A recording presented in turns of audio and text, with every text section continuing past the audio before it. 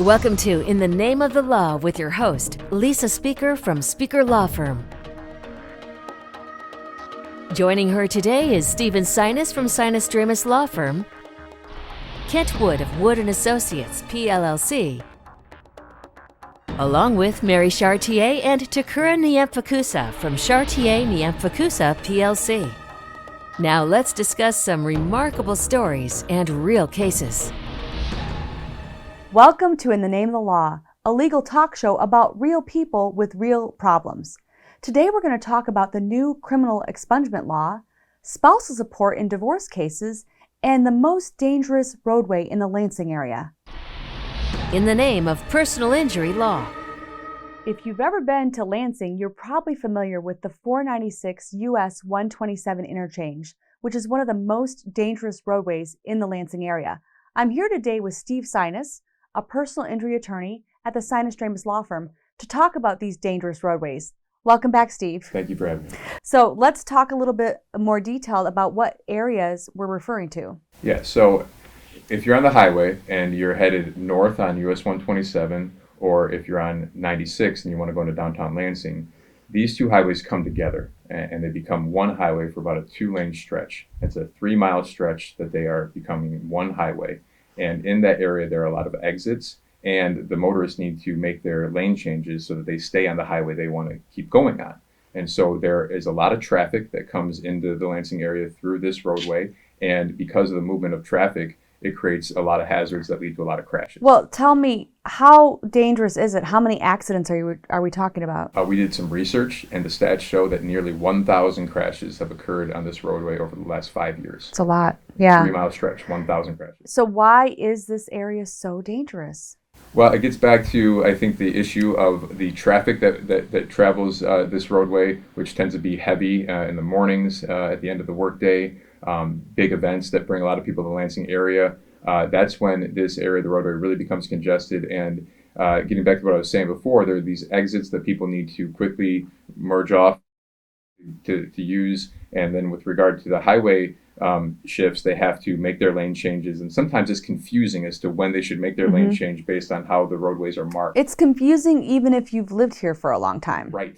I believe. Yes. Every day I travel this roadway, and Right. I always brace myself for who's going to make the next mistake. Right. And not to mention, anytime MSU has a home game, there's even more traffic Yes. in that area. Yes. And people who live in the Lansing area know that there are certain times of the day you just try to avoid the roadway altogether. Right. If you're coming back on 96 and it's end of the workday, you might just want to get off at Optimus Road or a big MSU event. You may want to just try to avoid the roadway altogether because you can get not only in a crash, but also in a long traffic jam sometimes. So you've broken down this 3-mile stretch into 4 specific areas. So let's talk about each of those 4 areas. Right. So the most dangerous area is the area near the Trowbridge Road exit. When you're traveling up the 496 127 interchange, there's an exit for Trowbridge Road. It comes up abruptly. And if you're traveling a highway When speed, you're on 496, yes. Well, right. when you're on the interchange, Okay. it's up there midway through. And if you want to get off on Trowbridge Road to go to MSU's campus, you have to make a sudden lane shift to get off on the exit, and then you have to slow down abruptly because it's a hard turn. And in that area, there's been about 54 crashes over the last 5 years. You haven't mentioned one of the dangers in that area, deer. Right. Yes. Because there's a lot of wooded area, and that's where the deer come across. Right, and if you're driving at night, maybe it's not so congested, but you have to look out for that too, because that there is a wooded area along this roadway. Okay. Is there anything more you want to tell us about that Trowbridge Road area? No, just that if you're going to use that exit, slow down well in advance and know that if you're driving by it, other people may be trying to get off there and they might abruptly try to swerve off the exit, and that could create a hazard to you and your family. Okay. Let's talk about the area between Jolly and Dunkel. Yeah, so Jolly and Dunkel is just the stretch as you get into the thick of the roadway, and as motorists are going on that area or traveling through that area, they are trying to figure out where they're going next on the highway, and so there's a lot of lane changes. There is the Jolly Road exit there. That's also an abrupt exit. So basically, the whole time you're on the stretch of highway, motorists are trying to figure out where they're going next, and everybody's moving and making lane changes, and that's where I think a lot of the crashes end up coming from. What about the area of US 127 near Frandor? Yeah, so that's another area where the exits make it dangerous, and there's also a way in which 127, if you're on 496, to keep on going north, if you're going 496 west, you have to, east, you have to then get off the highway and stay on 127, and you wrap back into the highway, and then when you're trying to get back into the highway, there are other motorists trying to get off at Saginaw Street exit. And so there's always some tension between how motorists are entering that part of the highway and the motorists that are trying to get Well, off and if you're Saginaw. coming off of 127 and you want to turn right on Saginaw, you have to go across 4 lanes, and there's tons of traffic coming Yes. that you have to go across just to Right. get to where you're going. I live around that area, and I use that exit almost every day, and you have to really know what you're doing there. And there's all kinds of hazards about getting off of that exit. I mean, you have to get off safely, and then when you get off, you have to make sure you're not going to get whacked on the service drive trying to get over to your lane. We actually have a workaround by not taking that exit at all, and we Yes. take the Michigan exit or Kalamazoo exit and turn down Michigan instead, Right. because then you avoid all of that mess Right. to get into East Lansing. My kids aren't old enough to drive yet, but one Thankfully. thing I'm thinking about is totally prohibiting them using that exit. Certain roads you are not allowed to go on. Right. Okay, so I think there's one more area to talk about, and I think it's somewhere over by Trowbridge. Can you explain that 4th area to us? Yeah, so if you are headed east out of downtown Lansing, that's where the highway merges again back together to get you out of town. And the traffic that's coming south on 127 is coming up, and there's also a treacherous merge going on there. The 496 traffic is being told that you got to get over to the left because it's going to go down to 2 lanes. So is the 127 traffic. So you have a merger of a highway getting funneled down into 2 lanes of a highway. And that's where you really need to just be patient as a motorist. Go through that area and all these areas, and just let the other people who are getting huffy and want to drive fast, let them do that. And you just sit back and get into your lane, make the safe lane change, take it slow. And in particular, that area is where you see people really getting confused and making sudden lane changes. Well, that was really good advice, Steve. I think we have some more things to talk about how to protect ourselves and our family when we're driving in this dangerous area. Right. I mean, what we're really trying to do is bring awareness to people as they go through the Lansing area that if you're going to go through this area, there are many hazards, many things are outside of your control, and the only thing you really can control is how you drive. And you're not going to get anywhere any faster by going through your 10 miles an hour faster. There's no need to cut anybody off. Try to be as patient as you can be as a driver, and that's going to help protect everybody, in particular you and your family, because it's the people who aren't really watching out for the people who aren't paying attention, who are making the sudden lane change, that don't react in time to save themselves from a crash. So, well, you said, what you control is how you drive, but you're also control of how aware you are of what's going on around you. Right.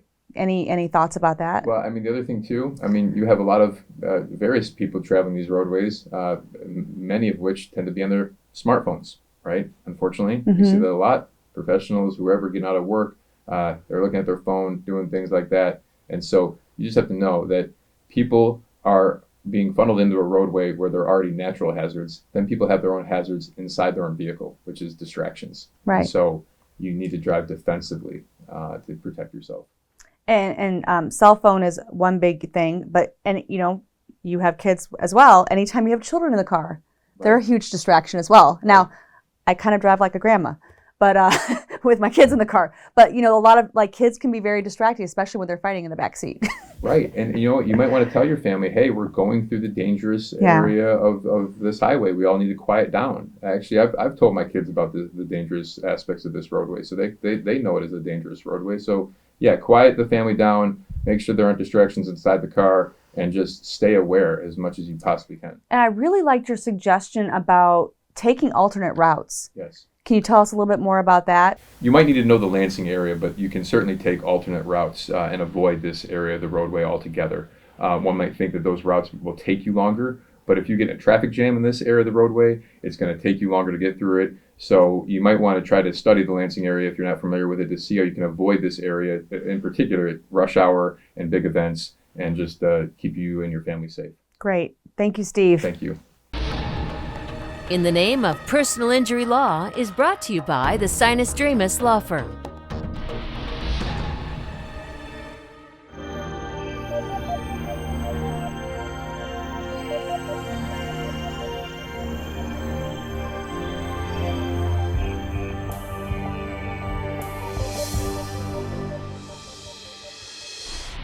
in the name of criminal defense. Today, we're going to talk about expungements. The Clean Slate Act was passed earlier this year, and which changes the process for expungement. The Clean Slate Act has garnered a lot of attention around the state. And today we have with us the legal team from Chartier Nyamfukudza, with Takura Nyamfukudza, Mary Chartier, and Marissa Vinsky. Welcome. Thank you, Lisa. Thanks For viewers, expungements are when someone has been convicted of a crime, and because of the expungement process, they're able to get that conviction taken off their record, whether it's a misdemeanor, which is a lesser offense, or a felony. And this is Clean Slate Act is a fantastic piece of criminal justice reform that was passed in the earlier part of 2021. And then there have been some subsequent pieces of legislation that deal with traffic offenses and operating while intoxicated, which a lot of people might know as drunk driving. But this is a great step forward for our state, and it allows citizens the opportunity to have a clean record moving forward once their expungement is granted. And Marissa Vinsky from our office is really the expungement queen. I think Marissa has gotten every expungement granted that she has gone into court for, and people are just thrilled. It's such a happy moment. Well, what makes a person eligible for an expungement? There are actually a lot of nuances in this new law, but one of the things that it expanded on is now a person can get up to 3 felonies expunged, and they can get an unlimited amount of misdemeanors expunged. You can get up to 2 assaultive crimes expunged, and you have to make sure that there are no convictions during the eligible waiting periods. You may hear this term eligible waiting periods a lot. That just means at the time that the person's sentence is finished, whether it's probation, whether it's jail, whether it's a fine, at that point, there's not another criminal conviction for 3 years if it's a misdemeanor, 5 years if it's a serious misdemeanor, or 1 felony, and then 7 years if it is multiple felonies. And Mary mentioned traffic offenses. During the old law, you could not get any traffic offenses expunged. But now, for example, say someone has a reckless driving, they can get that expunged if there's no injury or no death that resulted from that. Takura, could you just quickly explain the difference for us between an expungement and an exoneration?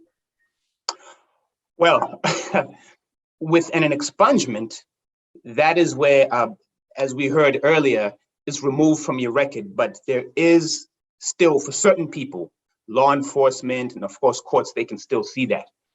But an exoneration, we've enjoyed 3 in this past calendar year, is where the underlying conviction, based on, depending on the type of case, the conviction itself goes away. So if, for example, somebody served 26 years in prison for a murder that we were ultimately able to prove that they didn't commit, the judge signs an order saying this no longer is on the person's record. He wasn't convicted at all.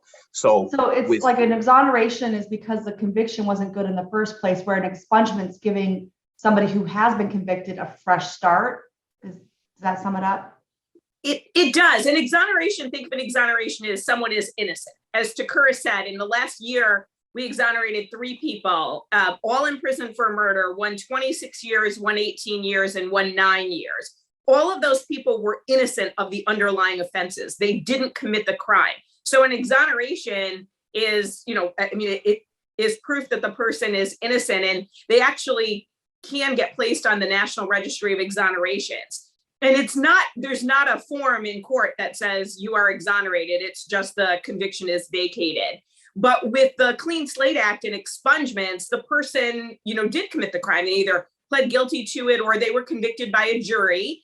Maybe they didn't do it, but a jury found that they were guilty and they weren't able to get the conviction reversed. In that situation, they would be able to go, for example, into a job, interview and honestly say, I have no convictions on my record. So an exoneration is the person really didn't do it. An expungement is the person may have done it, but the law is giving them an opportunity for, a second chance and an opportunity to say, everybody makes poor choices. We're not going to saddle you with this for the rest of your life. Okay, so what do courts look for when they're deciding whether or not to expunge a conviction? So the thing with expungements are that they are a privilege and not a right. So courts have the discretion to grant expungements if they like, and they really look to a person's conduct post-conviction to see what they've been up to. Are they rehabilitated? And we really like to highlight the jobs that our clients are doing, what they're doing with their family. Are they volunteering? They could just have a completely normal, boring life, but we want to show that post-conviction, they have changed their conduct and they are not a threat to society, because that's what the courts look for. And is the application process the same for all types of offenses? It's a little different for marijuana, isn't it, Takura? It is, because as we now know, marijuana for people of a certain age, and as long as you have a certain amount, is legal for people to use. And also you can't drive while you're under the influence of it. But yes, the process is slightly different if the underlying conviction is related to marijuana. Isn't there a different rule for human trafficking as well? There's a separate application for the offense. For marijuana convictions, there's actually a rebuttable presumption that it should be expunged because, like Takura said, it's legal now. The prosecutor has 60 days to respond, and if they don't file an answer, then the judge orders the expungement with no hearing. For human trafficking, there still is a hearing, but the application is different to show that you were a victim of human trafficking when you committed whatever offense you're trying to get expunged. So recently there was another change in the expungement laws regarding alcohol-related offenses. Can you talk about that? With regard to alcohol-related offenses, this doesn't take effect actually until February of 2022. But as long as there was not an injury, personal injury, or property damage, then as long as it's your first one and you wait 5 years from the date of your conviction or when you completed whatever term of incarceration, whether it's jail or prison, then you can get that removed from your record. In the past, it didn't matter if you were clean as a whistle. From that point going forward, it will still remain on your record. And as we know, criminal records can impact where you live, what type of jobs you can get, and many other ways. So are there any other real life implications to having your record expunged other than the examples you've already provided? Yeah, there are actually a lot. So as we mentioned, jobs, housing, you can fill out an application and truthfully state that there was no arrest and there was no conviction, and these parties that are looking at your application can't see your criminal history at all. Something that's really touching that I've seen with some of my clients is they can go on field trips now with their children when they wouldn't have been able to be a host on the field trip. They can apply for a concealed pistol license, various license with the state that wouldn't let you apply if you had a felony. But I really think like a huge impact is just the label. They're no longer labeled a felon or a criminal, and they just don't have this stigmatization behind them. And I feel like a lot of people just feel released from the shackles of a criminal record. Marissa's been handling these for us since the new law came into effect, and it's just really been heartwarming. So frequently when we go to court with our clients, it's, there's nothing happy about it. And these are really happy hearings. The clients, as Marissa said, even if it's not directly impacting their life, getting out from under the weight of that is huge. And if people are interested in criminal defense issues, we host a podcast called Constitutional Defenders, where we talk about exonerations and trials and cases from all around the country. Join us on any platform that podcasts are hosted. Thank you. In the Name of Criminal Defense is brought to you by Chartier Nyamfukudza, PLC. Go to WLAJ.com for more information on today's topics and to view other In the Name of the Law episodes. In the Name of Family Law. We're here this morning with Kent Wood, the owner and lead attorney of Wood & Associates in Lansing, Michigan. He's a family law attorney, and we're going to talk today about spousal support. Welcome back, Kent. Yes, thank you, Lisa. So we have clients that'll come in and need, going through a divorce, and there's going to be an issue with spousal support. And I often argue with the other attorneys on how many factors there are. Are there 10 factors? Are there 14 factors? 11 factors, right. But I always kind of tell clients it's really about what the need is. It's not supposed to be about fault. It's not supposed to be about getting payback for all the sacrifices you made. It really is, what is the need and ability to pay at the time of the divorce?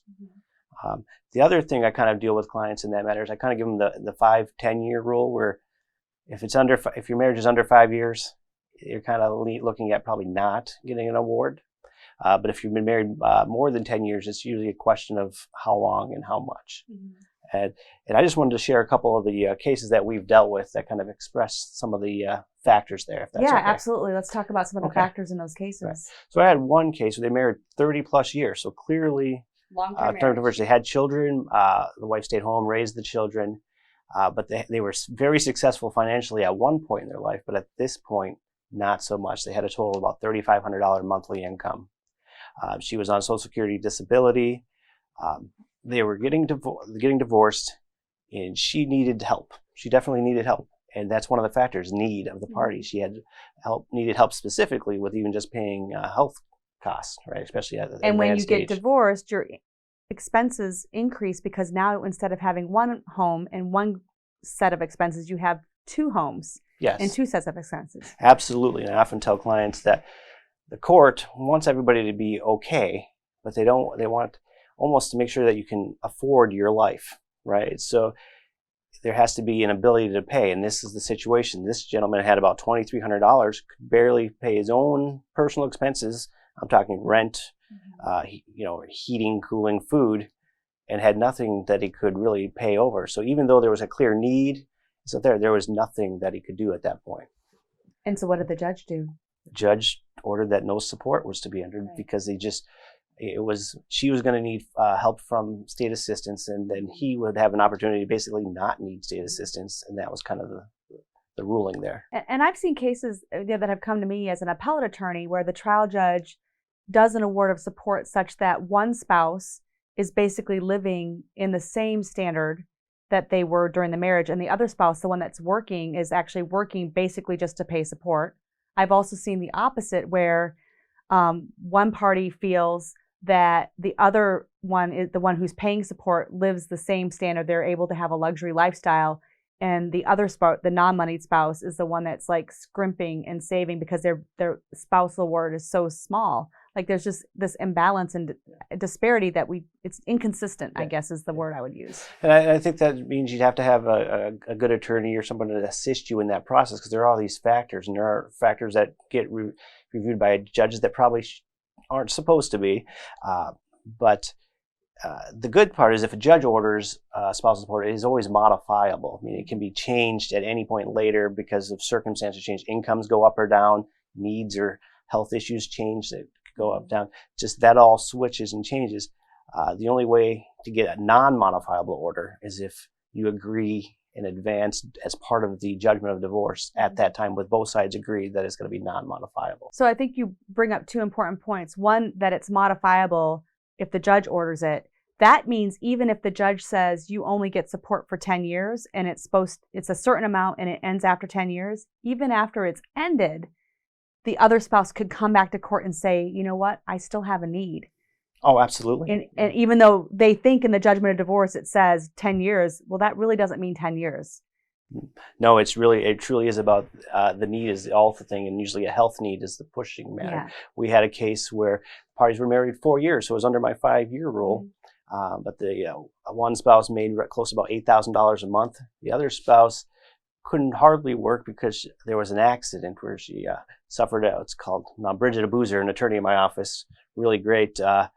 Had as a nursing background, always says TBI, and she's traumatic brain injury. So this poor individual had a traumatic brain injury and couldn't work. Was young, they hadn't been married very long, but couldn't work. So because of the need, they were awarded 10 years of support and potentially continue past that. Well, the need coupled with the other spouse's ability to pay, right? Right. Ability to pay. That was a major factor in those two. Well, let's talk a little bit more about non-modifiable support, because this is really, I think, an opportunity for a trial attorney to give some certainty to their client if they can negotiate non-modifiable. Do you have any examples to share with us on that? Of non-modifiable, yes. We actually try to pursue a non-modifiable support because it actually gives certainty not to the payer of support, but also gives certainty to the person receiving support, because usually it's a transition money. The party needs time to transition back into what I call single life. And the workforce potentially. Right. And the right? workforce, so they maybe need to go back to schooling or re-education and such. But it's just, how do I go back to setting up my own bills, setting up my own house? That's going to happen. There's going to be a stress there, and there's going to be some help there. We often try to negotiate even lump sum payments as opposed to periodic spousal support payments, because it's just easier to deal with that way. And they keep changing the tax rules when it comes to support, and who has to pay taxes on that money. It's now that the receiver has to pay the taxes on that money. It used to be the payer paid. And so those all have to be kind of figured out. But if you can get some certainty, then you know where you need to be and how much time you need to get there. Right. So warning, because I had a case that was a substantial amount of non-modifiable support that was awarding the wife in that case with the fact that the husband was keeping this ongoing business, a very successful business. And instead of getting a portion of the business, she got a non-modifiable award that was being paid in periodic payments over a certain period of years. And it was a significant monthly amount.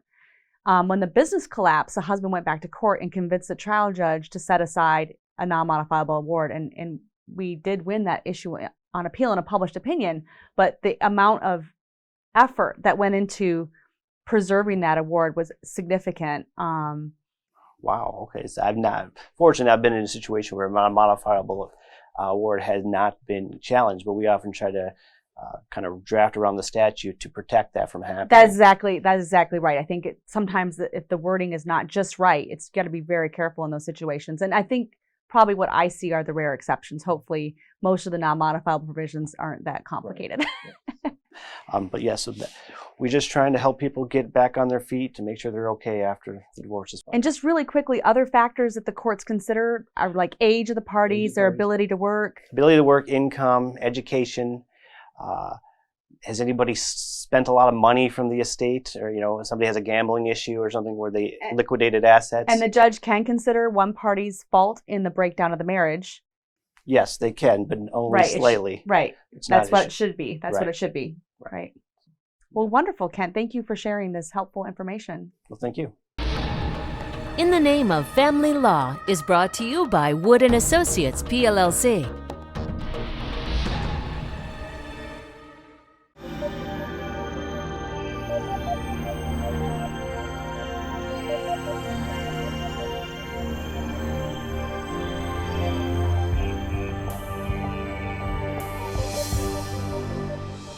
Thank you for joining us for In the Name of the Law. We look forward to seeing you next week. Thank you for joining us today for In the Name of the Law. Please go to WLAJ.com for more information on today's topics, and please join us next week for another informative show.